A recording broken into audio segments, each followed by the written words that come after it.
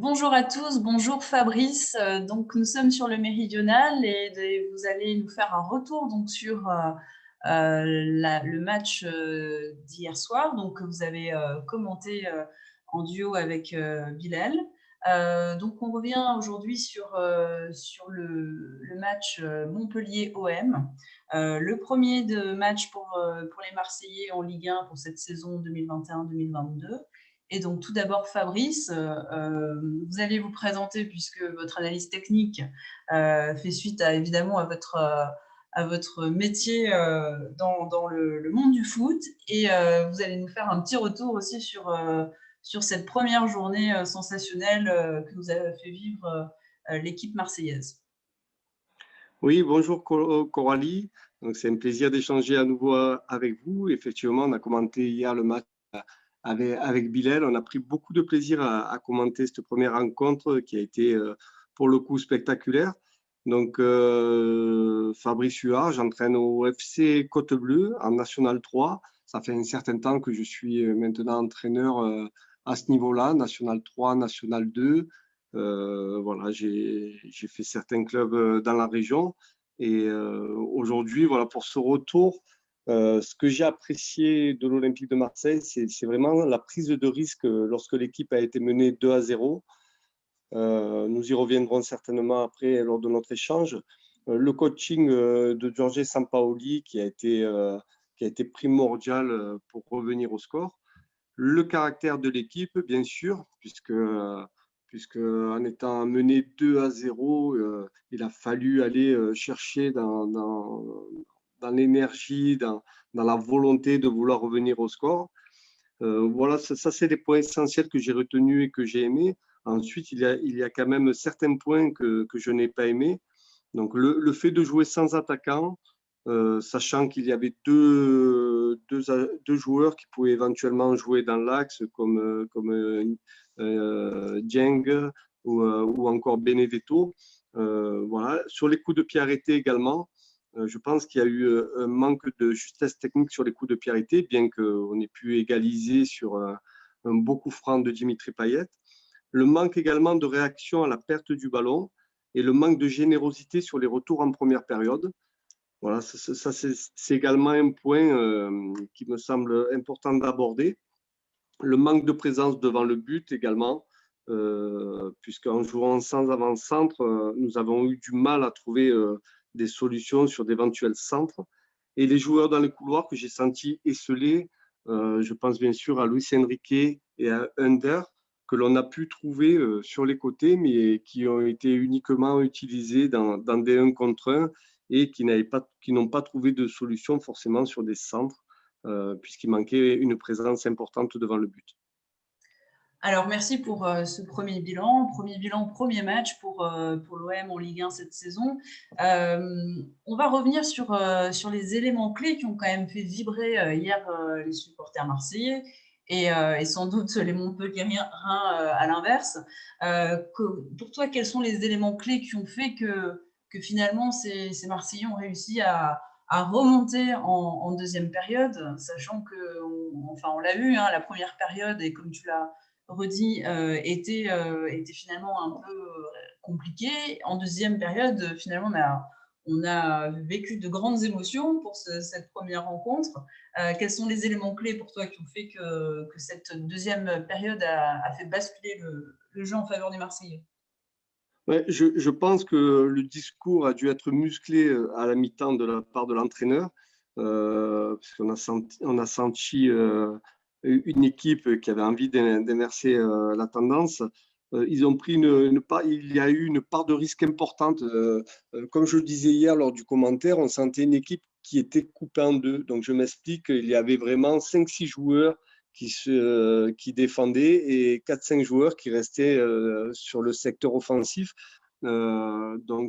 C'était une prise de risque importante, puisqu'en début de seconde période, Montpellier s'est créé 2 situations où ils auraient pu aggraver le score, mais ça a été l'inverse. Voilà, ça ne passera certainement pas sur tous les matchs, mais cette prise de risque, je l'ai appréciée encore une fois, puisque ça a permis, les défenseurs ont pu récupérer de ballons, se projeter rapidement et ont profité du déséquilibre de Montpellier pour que nos attaquants puissent, voilà, sur des attaques rapides, trouver des décalages. Ça, c'est un premier élément. Le deuxième élément, bien sûr, ça a été l'entrée en jeu de Benedetto, qui a permis de libérer Dimitri Payet. Ça lui a permis de participer un peu plus au jeu.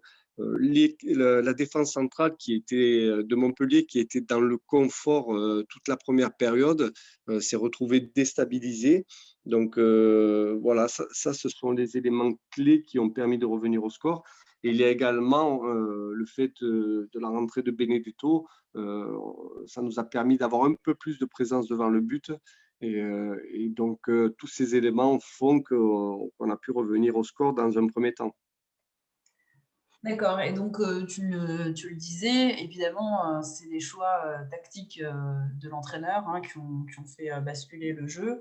Qu'est-ce qu'on peut dire à propos justement du coaching de l'entraîneur Sampaoli et évidemment, personnage intéressant qui a sa propre façon évidemment de coacher son équipe. Quel est ton retour en tant que coach pro par rapport à ce que fait Sampaoli au sein de l'Olympique de Marseille? Alors, c'est vrai que comme on a pu le dire à plusieurs reprises, c'est un jeu qui est spectaculaire, qui est porté vers l'avant, qui demande une grosse débauche d'énergie de la part des joueurs. Donc, ça plaît à beaucoup d'observateurs. Ceci dit, là, je n'ai pas été fan de la composition de départ parce qu'en sachant encore une fois qu'on avait deux joueurs qui pouvaient éventuellement faire ce rôle de numéro 9 étaient sur le banc. Donc, j'aurais aimé voir ces joueurs au départ sur le terrain, mais le changement tactique qu'il a apporté a été vraiment essentiel pour inverser la tendance. Donc, c'est un coaching gagnant pour Jorge Sampaoli, puisque le caractère qu'il a, la façon d'être sur le terrain, vraiment colle parfaitement à Marseille. Donc, il s'est imprégné vraiment de Marseille et c'est un personnage qui est essentiel pour la bonne marche de notre équipe. Alors, après les points positifs, évidemment, qu'on a un petit peu développés. Donc, tu nous parlais donc, de ce que tu n'avais pas apprécié donc, dans le jeu des Marseillais hier, et notamment le fait de jouer finalement sans avant-centre. Est-ce que tu peux nous expliquer pourquoi ça te gêne et pourquoi techniquement c'est un mauvais choix, d'après toi? Alors, je l'ai dit un tout petit peu dans la question précédente, mais c'est vrai qu'on a deux joueurs qui étaient sur le banc qui auraient pu jouer à ce poste-là. Donc là, dans un premier temps, ça me gêne. Et ça me gêne également parce que Dimitri Payet, voilà, il a besoin de liberté pour exprimer tout son talent. Donc, et là, il avait deux rôles à jouer, c'est-à-dire essayer de faire sortir un peu cette défense centrale. Euh, donc, ça, il ne l'a pas fait clairement. Les deux joueurs de couloir, lorsqu'on joue sans avant-centre, doivent évidemment prendre la profondeur et profiter du fait qu'on fasse sortir cette défense centrale pour plonger dans leur dos, chose qu'ils n'ont pas faite puisqu'on on les a trouvés uniquement dans les couloirs, on les a servis uniquement dans les couloirs pour du 1 contre 1.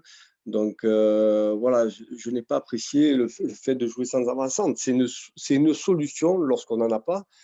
C'est une possibilité de pouvoir jouer sans avant-centre, mais il faut bien coordonner ces appels offensifs de façon à se créer des occasions. Et ça, on n'a pas réussi à le faire.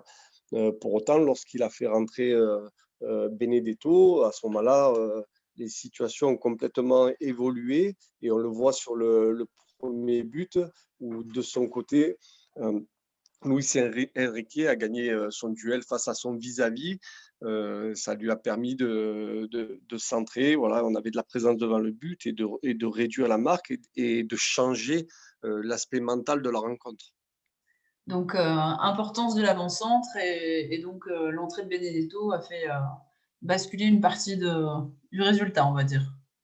Oui, pour ma part, c'est ce que j'ai pu observer et c'est vraiment l'élément déclencheur de notre retour dans le match. Et encore une fois, cette prise de risque dans le jeu où on n'est pas resté en bloc équipe. Voilà, on s'est coupé en deux pour pouvoir déséquilibrer Montpellier. Très bien. Donc, merci Fabrice pour ce retour technique et cette analyse technique sur le premier match de l'OM pour cette saison, nouvelle saison de Ligue 1. Donc, à suivre évidemment tes commentaires en compagnie de Bilal sur la chaîne YouTube du Méridional. Donc, prochain match dimanche 15 août. Donc, on vous donne rendez-vous sur la chaîne YouTube Le Méridional. Merci Fabrice. Merci Coralie, à très vite. À bientôt.